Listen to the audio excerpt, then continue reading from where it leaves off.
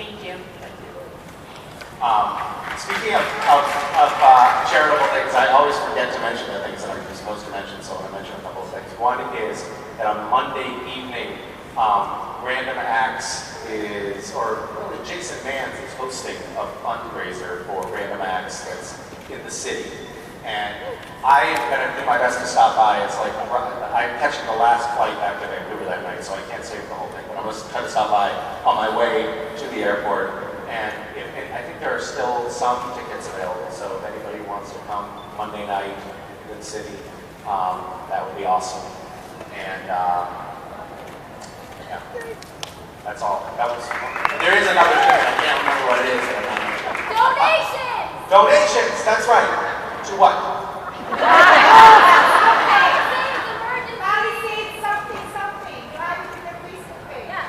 Yes. It's on my Facebook page. Oh, donations here. Yes. Yes. Now we're talking about the same thing. Maybe we get there eventually. Yes, you can look on my Facebook page because there's an update about the fundraiser that Random Acts is doing here at the convention as well. And and if you haven't bought the cookbook that I wrote, maybe with Nikki, maybe you do. Thanks. Because all of the profits are going to charities related to childhood nutrition, and it's actually a good book. So if you know anybody that has kids, or you have kids, or your child yourself, and you have your parents' credit card, buy a copy. If you buy copies in advance for the first week of the on-sale date, then it has a better chance of getting on the bestseller list, and more people will get the book along with it. So that's the hard pitch. And that's all I have to tell you about. No, there's another thing. We did this t-shirt. This is an example of this community being so incredible. A few weeks ago, we did a little initiative with Hot Topic, Holly Ellis at Warner Brothers. She called and she's like, hey guys, Hot Topic was wondering if we could do 100% of proceeds to the charity of your choice thing like we did last year. It would be really cool. And we're like, okay, but we're all kind of feel like we're promoting stupid things all the time. But we're like, yeah, we'll do it, because there's, causes that we want to support. And we kind of thought it would be like a really not a lot of money. And you guys bought enough t-shirts. 100% of the profits went to Random Acts, and it's going to primarily to Hurricane Dorian survivors. It was $280,000.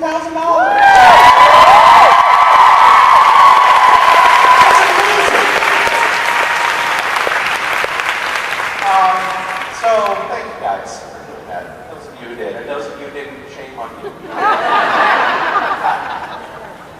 So my question is, if you were an angel on the show, what monster would you want to be?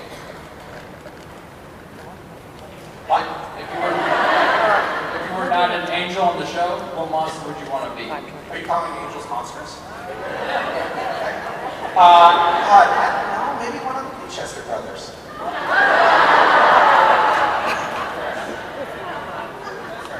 Yeah, great question. Hi. Hi. First off, can you say hi to my friend Ariana? She loves me more than I do. Hi.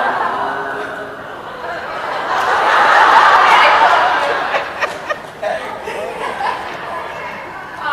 Second, my question Hi. is. Hey, Rihanna. What's your name? My name's Natalia. Natalia?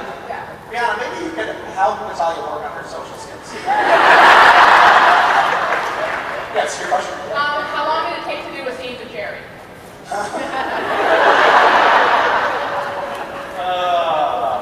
We had. Tough life.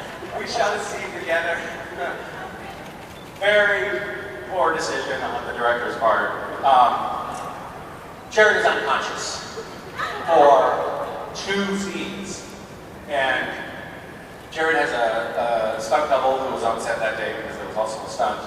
And had he been lying face down or his face obscured or something, the stunt double could have done the Jared work. Unfortunately, he was lying his face unobstructed and face up. So Jared himself had to be there. But that's bored Jared. Which is the worst kind of Jared. And this part was my fault. in blocking rehearsal, I stood kind of close to the foot of, like, this is the end of the bed. I stood close to the end of the bed that he was lying on, and his feet were right there. And so, of course, during all of my coverage, his foot was just giving me a very happy ending. And it was getting very challenging. And we were not making headway, and we were almost 4 hours behind schedule. And so finally we got to a place where we could frame his face out of shots. And our first AD, Kevin, said, "Jared, get out." Jared said, "No, it's important that I'm here. I need to be here for my castmates." And Kevin was so mad. He said, "You get out of here." He grabbed him by the arm and physically removed him and walked down the hall, the Men of Letters hallway, pushing him, saying, "Get the fuck out!" I love it when Kevin gets mad. I love it also when Jared gets kicked off his own set. There was a scene in which Jared and Jensen were being impossible, and eventually the director said, "Both of you out." And I was like, "Yeah, get out. I can't do my coverage. Get out." And they were like, "Ah," they left. And then they got outside the door. This was like season 5, maybe late in season 4. And they got out, and the door shut behind them, and they were like, "Did we just get kicked off our own set? What just happened?" And that was the first of many times that has happened. But it takes a long time. It takes a very long time. There was a scene in not too long ago where Jared, Sam tackles Cass onto the floor, and then is on top, straddling on top of him. And I had a conversation with Phil Grisha recently, who shot that episode, and there was one take that was about 15 minutes long. And by the way, if we just read the scripted dialogue, it would have been about 10 seconds. And literally 15 minutes of some very, very inappropriate footage. Our camera operator had tears just streaming down his face. And then Phil was like, "That is going to be the entire gag reel." That was amazing. And we all had to like take a break after, cover. It was just very funny material. And then I talked to Phil later, and he was like, "Yeah, so then I realized I would get fired, and you would both get fired if that footage ever saw the light of day. So I deleted the file." Good call. Really good call.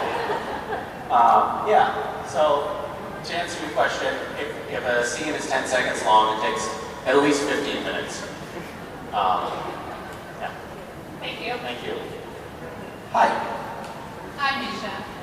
I usually, I often use you as an example of a wildly creative yet effective leader. When you look at leadership professor in pedagogy, Affected? effective. Defective? No, We're talking about a different person, I think. yeah, Okay. You're a professor? I'm a professor of leadership, so yeah, I would know. So. You must be tenured. That explains it. Okay. So, when you They can't fire you. No, they can't. I see. When you look at the collective good works of the fandom, how do you see your role in it, and how do you see your role going forward when the show goes up the air? It's funny. I guess I see myself as a little bit of an instigator. I'm somebody who often I do take issue with your leadership characterization, but Okay. that's something we can talk about later when you're on sabbatical. I'm somebody who likes to generate ideas. They often like when I'm out for a run or something like that. Things pop into my head. I'm like, oh, that's a great idea. I love to generate ideas. I'm not great at actually implementing them. Right.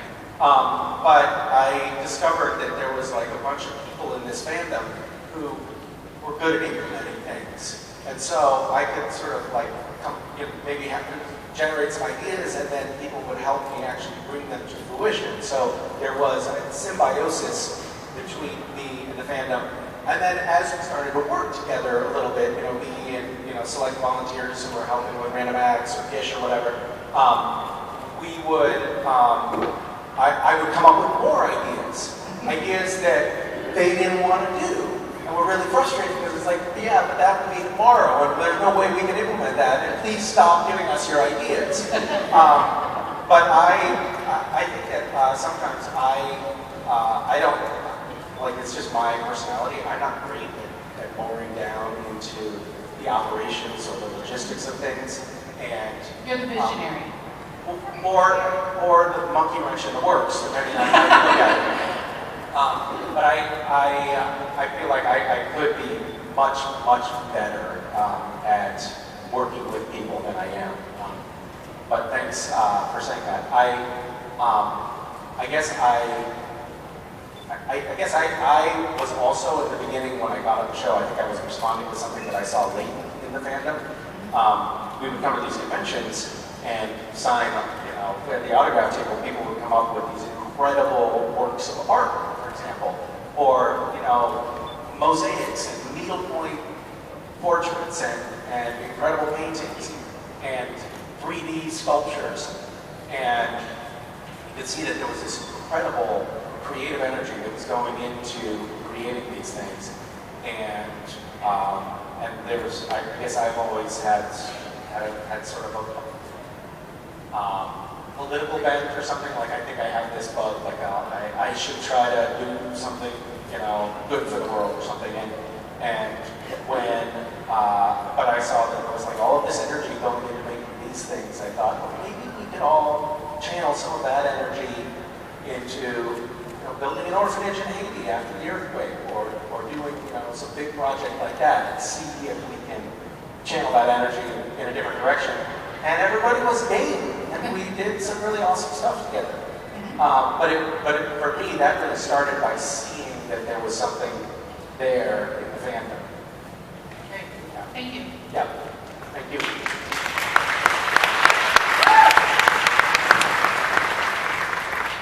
I'll let anybody be a professor now.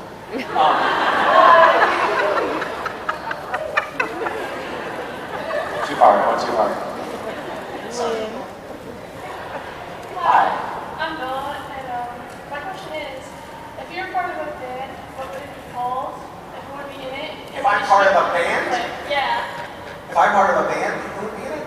Who would be in it? What would it be called? And what instruments would you guys play? Well, it's pretty easy for me. It would be me and my kids, and it would be called Clam Let Go.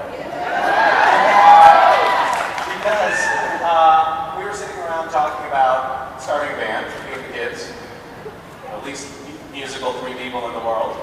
And I was like, what should we call the band? And Mason's like, how about Clam Let Go? Just like that, as if like, it's kind of an obvious fit for us.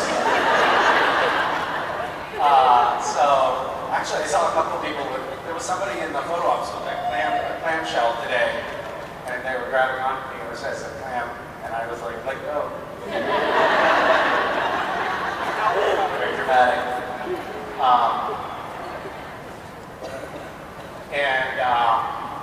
And whatever the music it would be something that has the most possible profanity in it, because that's what the kids seem to be magnetically attracted to. They love anything that has profanity in it. I had this really cute video of Mason sitting. We were just like getting out, stopping at the grocery store, and I had this cute video of Mason still sitting in her car seat, and she had overheard a song that played from my playlist by this musician named Stu. And there's a line in it that said, "Make it Dutch came in religion does not want to fuck you." And Mason, maybe 2.5 or 3. Make it Dutch came in religion does not want to fuck you. So sweet. She's very sweet. We have this little game sometimes that we play where we're a monster family, and and there are vegetables there, and we're like, oh, we're gonna, that's the monster talking to the vegetable. Oh, hey there, broccoli, little broccoli baby. How are you today? Hey, I noticed that you were really cramped up in that drawer there. Are you okay? Are you comfortable? Oh, wow, you look so clean and fresh and full today. That's so nice. Hey, listen, so funny thing, we're gonna have to eat your face now. We did this recently, and Wes was like, maybe we shouldn't eat broccoli tonight. And Mason said, no, I think it's their time.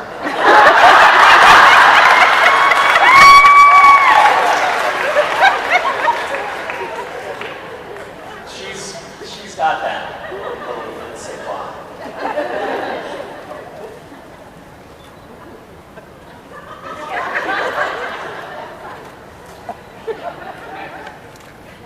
Thank you. Hi, Misha. So first of all, I just want to say that I love you so much. You are literally one of the most amazing people in the world, and you inspire me every day to be the best person that I can be with random acts and all your charity and everything. That is so kind of you. Did you happen to take a class without woman? No, I'm at Loyola University, Maryland. Roll Hounds. I know your school cheer. I'm sorry, I can't help. So I had another question, but it was too weird, so I'm going to ask it anyway. Okay, what was the question? So my friends and I asked this question because we just have the weirdest sense of humor, and my friend just asked this one day, unprompted at lunch. What would you do if you woke up one day and you had hot dogs for legs? And apparently there is a correct answer. Well, I'm not going to tell the story because I know Jensen wants to tell it tomorrow. But there's an incredible related story that I'm sure he will say tomorrow. Somebody make sure to ask him about wieners, okay? Misha said you were going to tell a story about wieners. Yeah, maybe don't say that. I don't know.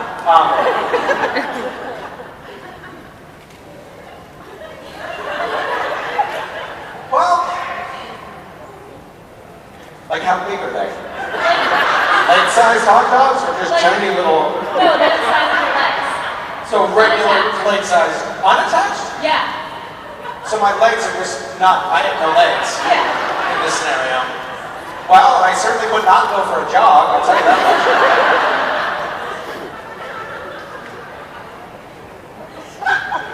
You're right, your friends are weird. Yeah. I'll give you against that. I think I would be disappointed, for starters, like, oh, this is a bad morning.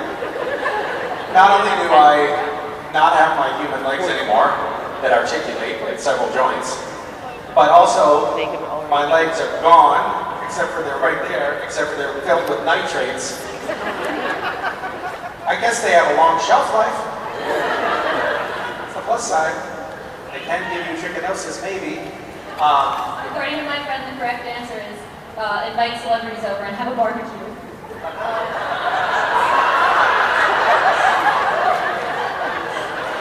I guess it does give new meaning to the phrase, eat me.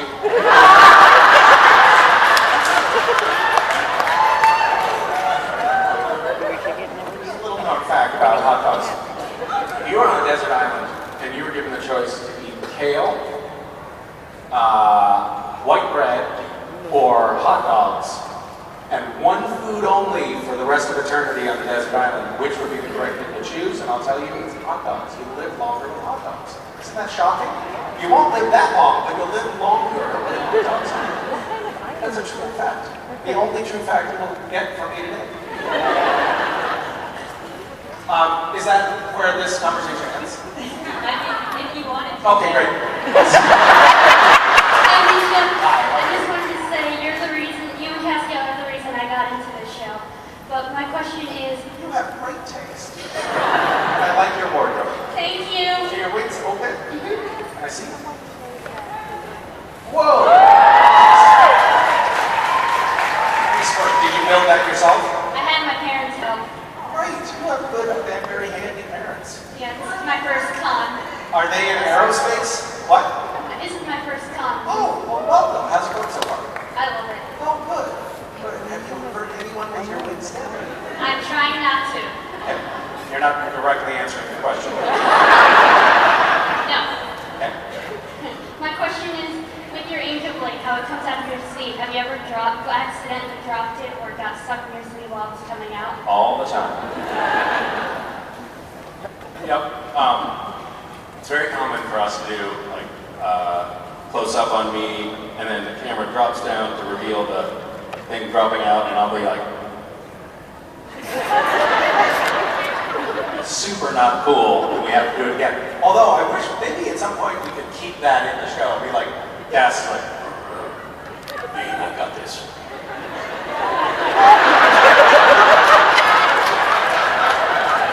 Hold on a second.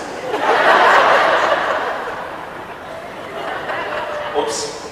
Nobody's taking a picture, right? I would do that. There's like one angle that I'm like, oh, I shouldn't have held the microphone there. All over Tumblr.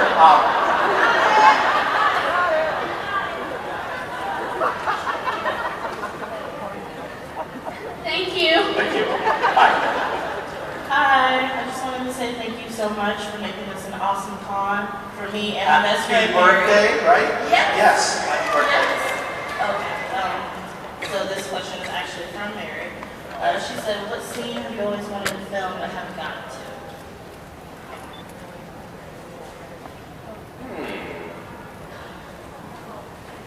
What, do you have an idea of what scene that you haven't seen on the show but you want to see? I would like to see you play lead guitar.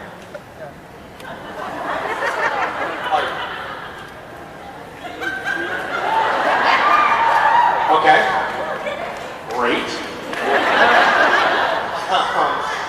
What? Shirtless leg guitar?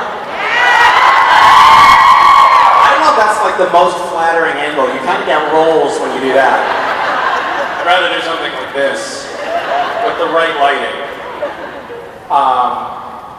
Okay. I'll think about that. I don't have a good answer for you. I actually do have an answer, but I can't tell you because I'm hoping that it ends up in the show. There's a scene that I would really like to see on the show, and I can't tell you what it is in there. Hi. Okay, so I love you. You inspire me every day, just for that. And I just. I'm blushing now. Thank you. Oh my god. I forgot how to talk. If you could go back to when you, like, before you started Supernatural and, like, before you started the show, what would And choose a different career? that, or you could tell yourself something to inspire you. It's your choice. I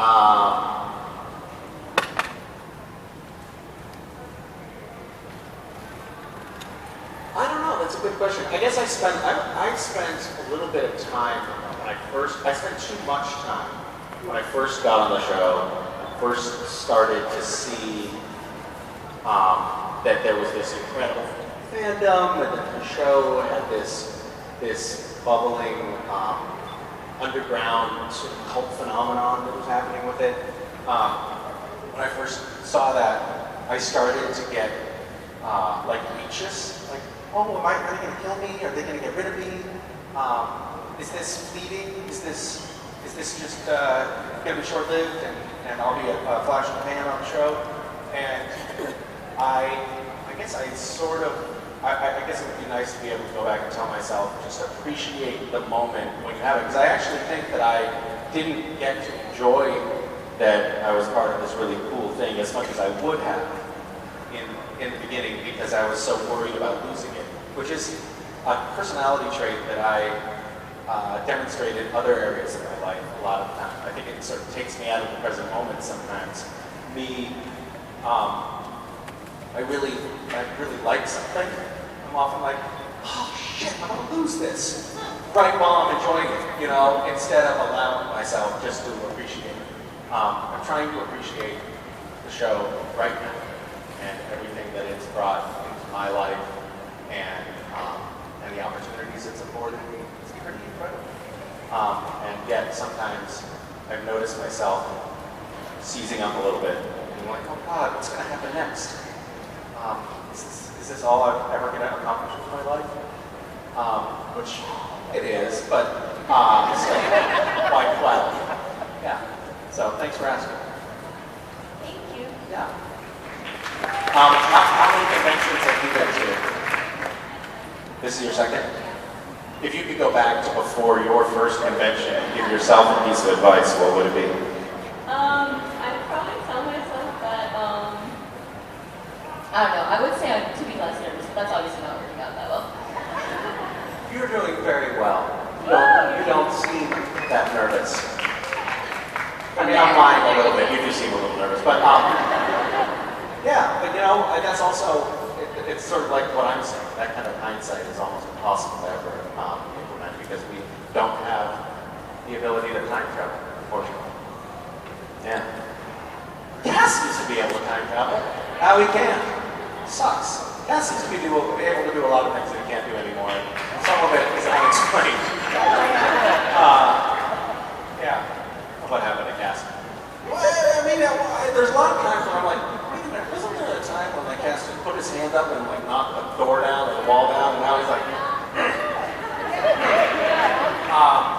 or he had like superhuman strength, and now he's like, oh, he got stung. But we won't dwell on that on set. We say, don't pull the thread.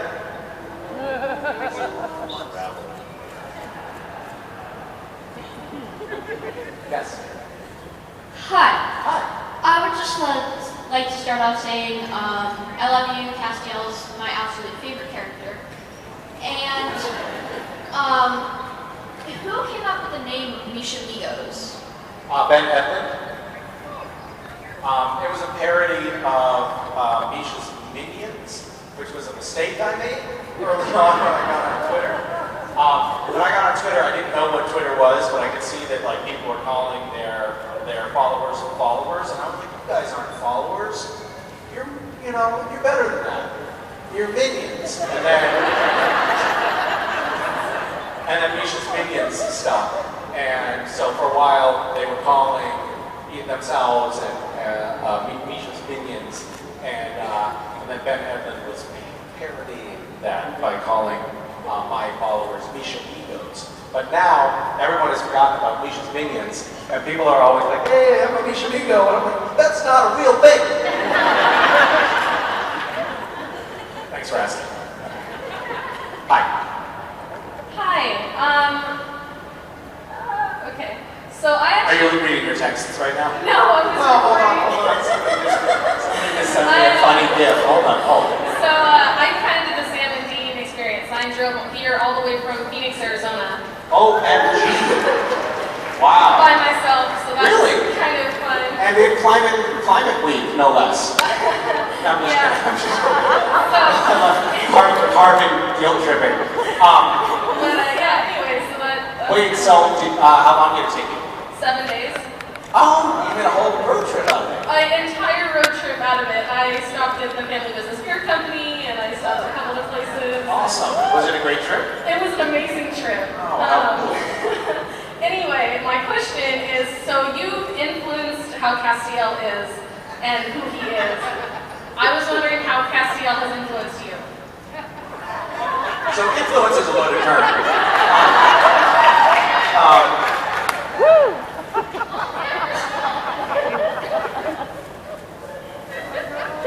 There was a panel that Jared and I did together long ago. You knew we were using that word on purpose. Shame on you. A panel that Jared and I did in Rome where for some reason the term influence ended up being a veiled euphemism for I'm trying to put this delicately. Ejaculation. And we, being the juveniles that we are, thought it was very funny. So now that's where I am. Thank you.